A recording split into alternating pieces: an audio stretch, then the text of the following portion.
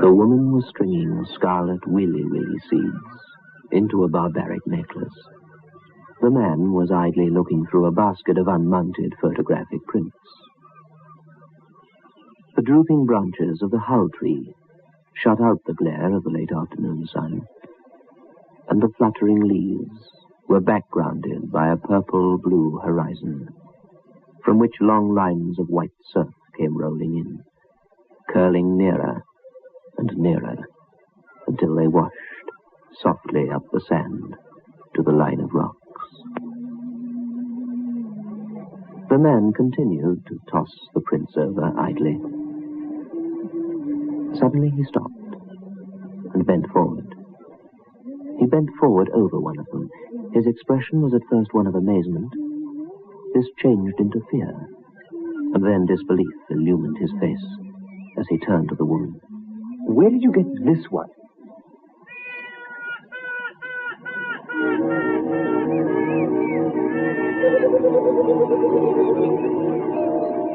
This is a true story. I shall not name the person who recounted it to me. I have no proof of its authenticity. I merely offer it to you as something quite unbelievable, and yet it happened. Hawaii, under the hull tree.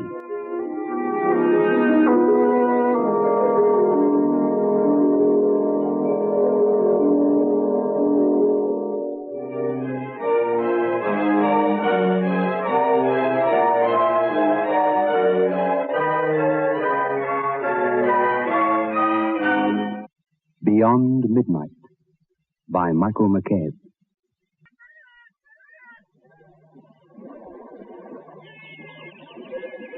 Where? Where? Yes. I took it. No, I mean this one. Yes, I see it. Certainly I took it, photographed it. You couldn't have. Well, I did. When did you take it? What on earth's the matter with you? If I said... When? When? About 3 weeks ago. The morning they went away. And the woman tied the thread of the necklace and then wrapped the long line of red round and round her white throat, like 3 scarlet gashes. Here? They were here? These people? Yes. See, they posed under that coconut tree over there. The one with the big vine hanging down. And the man turned and gazed at the tree, and at the great leaves of the swinging, swaying vine, and his finger touched the picture, where the same giant spray swayed over the heads of the 2 people. What was their name? Odd? Why? I suppose I knew their names. I was just going to say it. It didn't come. I've forgotten. I shall think of it in a moment. Wait, it was... Yes? Let me see. Began with an A. No. Yes, I think it did begin with an A. Oh, well, I can't remember it now. I'll tell you when it comes to me. So, hurry, is there? Yes, there is. I want to know the name. Then you'll have to go up to the office and ask. I can't remember. What in the world's so exciting about them anyway, huh? I'm not accustomed to sharing attention with anyone. Certainly not with a photograph. And the man got up and started across the lawn, under the banyan tree, toward the hotel entrance. The woman looked after him, and then at the basket. Then she, too, rose, picked up the photograph, and followed the man.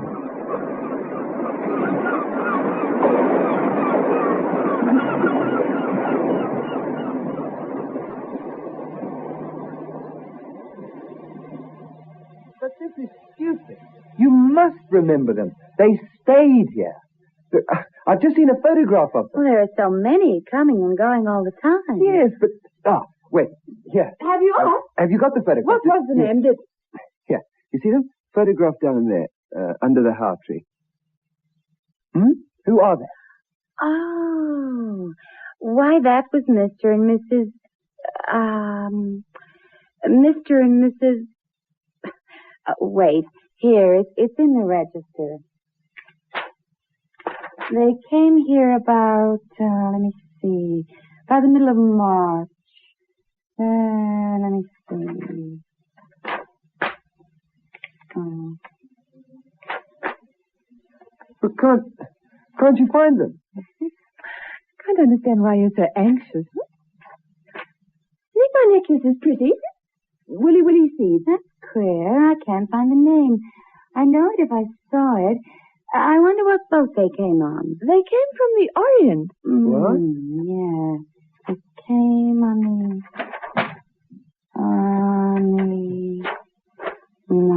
March. They must have come on the Korea. Here they are, the Korea people. Foster, Martin, Kudahai, Abercrombie. What's this name? And they got the writing. Tortolot. No, those weren't the ones. I remember the Tortolot. Ah, wait. Mr. Western, what, could you help us, sir? Some people here. Hello. Enjoying your stay? Who Thank were you. these The people? weather's... Their name, do you remember? Oh. Yeah, I want to know their name, you see. Nobody... Oh, yeah, I remember. Yes? What was their name? No, forgotten. Still, just look it up in the book, Miss... We can't find it, Mr. Western. It doesn't seem to be here. Well, it must be. What room do they have? I think... second floor. No. Third. 312, perhaps. I don't know. Well, someone in I this think hotel. I remembered. The third floor, though. But I remember them. Give me the book, Miss... Thank you. The Korea. They must have come on the Korea. There. Those are the people. See? Yeah. Foster, Martin. Oh, in the See? whole hotel. What about the waiter? Tell me why it's so important. Is it important? Yes. Vitally important. I know their name as well as I know my own, too. They came by way of the Orient. We're here for 3 or 4 weeks. Why, they only went away a short time ago. Isn't it strange? I can't think of their name. The woman had a white scar on her neck. Clear old-fashioned thing she was. Pardon? What about her? Huh? Oh, kind of old-fashioned. Funny, she was sweet pretty. Well, I mean, we must have passed that name half a dozen times here. I thought I'd recognize it at a glance. You can't any of you remember their names, nor which room they stayed in. You can't find anything about them in the book? They've only been gone 3 weeks. Well, I can't remember. I haven't nearly as much to think of as they have. Not nearly. Well, I must be the kitchens. I'll let you know the moment I remember it. The name. If I do. Oh, Mrs. de Courtney. Excuse me. Mrs. de Courtney. The reservation for the restaurant. This is... Never mind. Let's go back to the heart tree.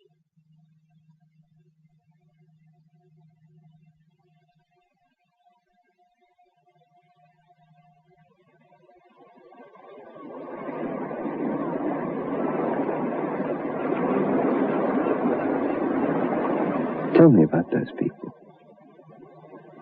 There isn't much to tell. They came from the Orient. The woman's fingers were playing with the scarlet seeds.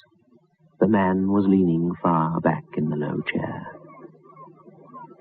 He stared, away beyond the purple-blue horizon. He shielded his eyes from the sun. They were queer people. In what way were they queer? Well, they were sort of ripped from wrinkles. That's the only way I can describe them. As if they'd been asleep for 20 years. 20 years? Yes, 20 years. I know, because their clothes were exactly like my aunt's wedding clothes. This is 1924, and my aunt was married just 20 years ago and kept her whole trousseau for sentiment's sake. She let us take some dresses once for a fancy dress ball, and they were exactly like this woman's clothes. Same sleeves, shirt in 2 places with a wide lace ruffle at the elbow. skirts gathered all the way around the waist. Sort of bolero jacket effect, little ruffly thing. Her hair, too. Her hair? Same little smooth waves like Auntie's pictures. What else? Her face was small and sweet. You can see in the photograph.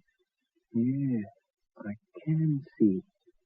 Funny, rusty little voice. I remember... Oh, yes, she had some spots on the shoulder of the dress, or suit she was travelling in. Grey it was, and you can see them, spots, in the picture. Carnation doesn't quite cover them. She wouldn't send it to the cleaners in case it got spoiled. She wanted to wait until she got home. Said her grandmother had a recipe for a cleaning fluid or something. She was so worried about those silly spots. She kept dabbing at them with her handkerchief as if she could rub them off. Go on. All you can remember. Well, she wasn't young. 34, 35. Her face was so sweet and happy, and yet... Yes? She always had this look as if...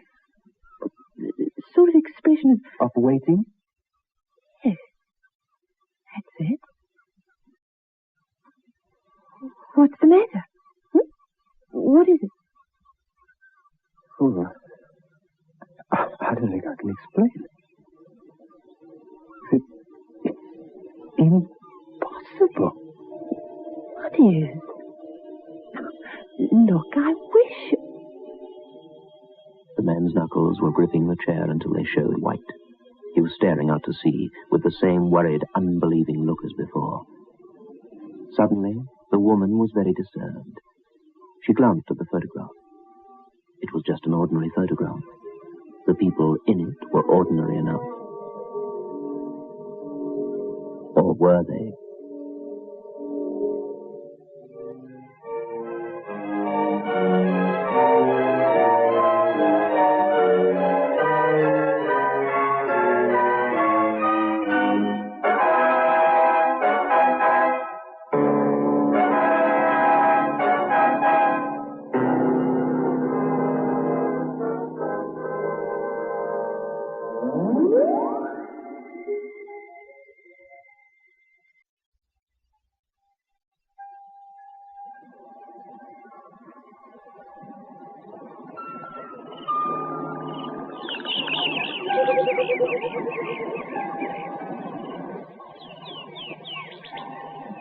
Four or five very small, tawny Hawaiian children had gathered on the shoreward end of the pier, where, with much giggling and splashing, they discarded their halukas and overalls and were paddling joyously in the clear water, carefully out of range of the hotel office.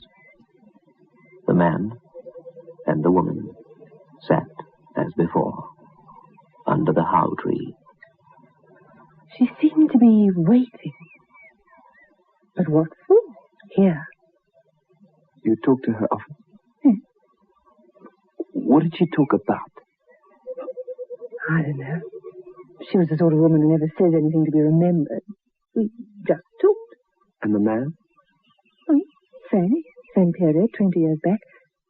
He had a sort of drooping moustache and wore his hair brushed up like Uncle's when he was married.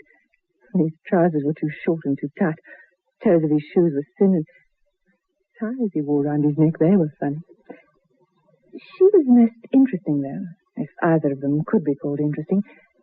This waiting thing about her, as if it had got to be a habit, you know. She was always ready to talk. She was quiet and quite quaint. Quite quaint, like the beginning of a Victorian poem or something. Sometimes she'd get a bit embarrassed when you talked to her. Her little hands used to go up to her necklace. It was made of coral. Her hands were very thin, white. She said the necklace belonged to her grandmother. It was very old. Did they tell you where they came from? Yes, I told you, from the Orient. They'd been round the world. No, I mean, what was their home? Where was it? They were from South Africa. Where? State, I think. Somewhere... Windberg or somewhere. I don't know, I can't remember. And after that they were quiet for a very long time. The woman sat waiting to be told something remarkable. She knew that she would be told something remarkable. But she felt she had to wait for the man to choose his time.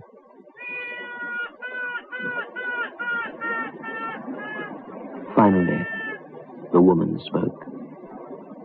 Well? They lived in my town. Brunfort, not Winburg. He was my uncle, my mother's brother. His father kept a small bookshop. Books, pictures, things, you know. He'd fought in the war, the Kaffir Wars too, way back. The family was all English originally, but they reckoned they'd given up on the old country and were more for the Union than anybody. My uncle's father had many a fist fight with the Boers to prove he was so truly integrated. He always lost, apparently. They never went back to England to live. My uncle took charge of the store when his father died. He was 16 then. His mother died 2 years after. He was the only one of the family left. He'd always intended to marry Jenny. She was his sweetheart when they were babies, before he was 8 years old. When he was 8, his uncle came back from around the world, and the boys sat on the old, stiff haircloth sofa, covered in animal skins, and listened.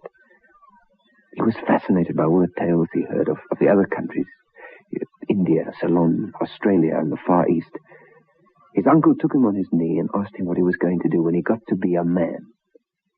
Marry Jenny and go round the world on our wedding trip, he said. He was your uncle, the man in this photograph? And that was his one ambition from then on. He and Jenny discussed their trip, discussed it day in and day out. They knew they were going when Johannes was grown up. Johannes, you see, all the children were given names like that. Although the family remained essentially English, they sort of pushed Englishness away. No one even called him Joe. He was too earnest. He was always my Uncle Johannes. Then when the shop was completely his, he began putting away every possible penny towards the tour. He and Jenny had made up their minds. No matter how long they had to wait, they wouldn't marry until they'd saved enough money for the journey. Jenny was a MacDonald. They went out to Africa, the family did, in the middle of the last century.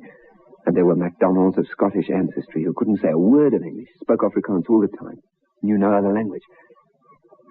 So, they saved for the trip. Did they? It was very slow, the saving, in a little town like Brunfort. But they never faltered. Jenny did hand-painted china, which sold in the shop at Christmas time.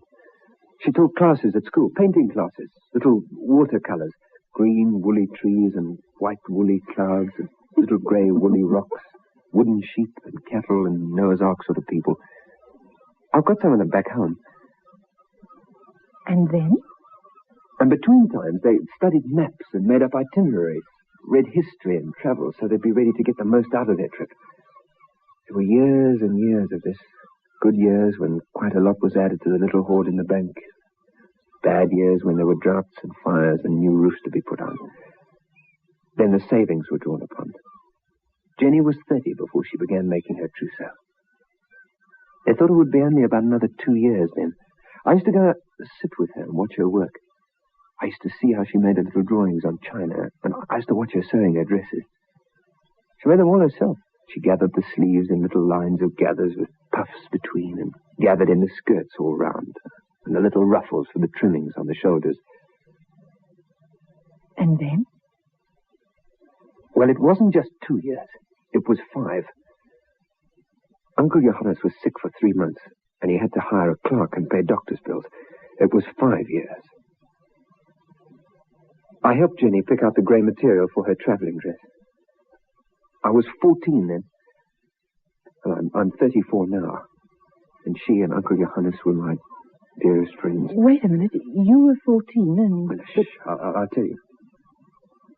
I'd spent hours with them over the maps and the railway guides and things, the steamship schedules, everything. All the neighbours helped, the De Bruins and the Woosthazens and the MacDonalds.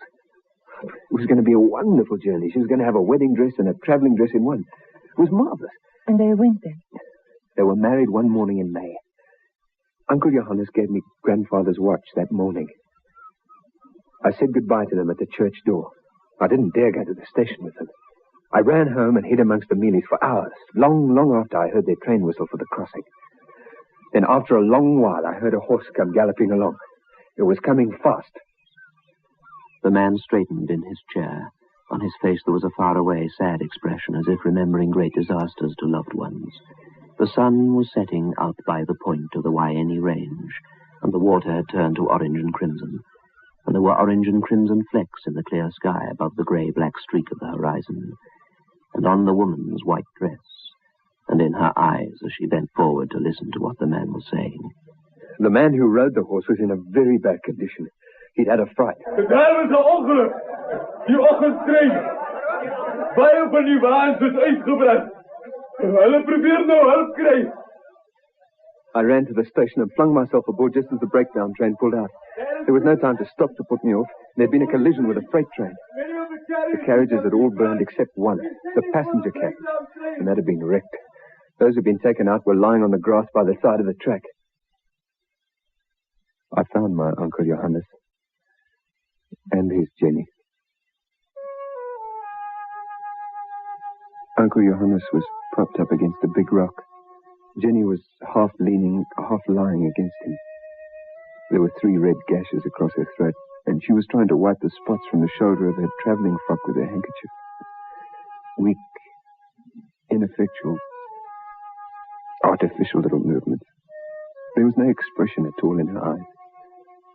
She made only a few little movements after I came. Such poor, useless little movements, and then it was all over.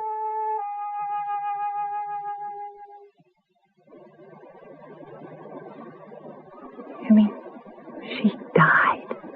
Yes, she died then. And the man? Uncle Johannes was leaning back against the rock and breathing only once in a great while, looking at her. And when the little movement stopped, he looked up at me. He hadn't looked at me before, but he knew I was there. He spoke only once before he died. And he said? It isn't the end. I've got to begin all over again. Somewhere. Somehow. But I'm going to take Jenny round the world. Yet. I'm going to take Jenny round the world.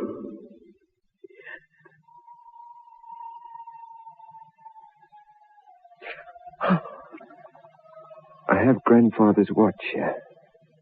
You see? And in the back, here's the photograph taken on the way to the station on their wedding day. The photographer turned it over to me. It's them, isn't it? The 2 who stayed here. Yes, it's them. I'm going to take Jenny round the world. Yet. Let's go in. Let's go where the lights are.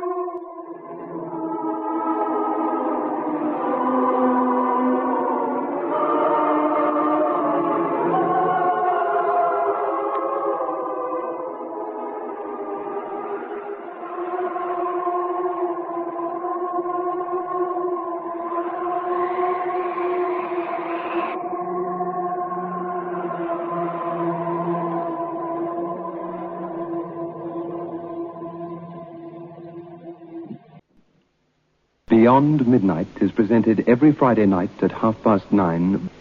The program is adapted for broadcasting and produced by Michael McCabe.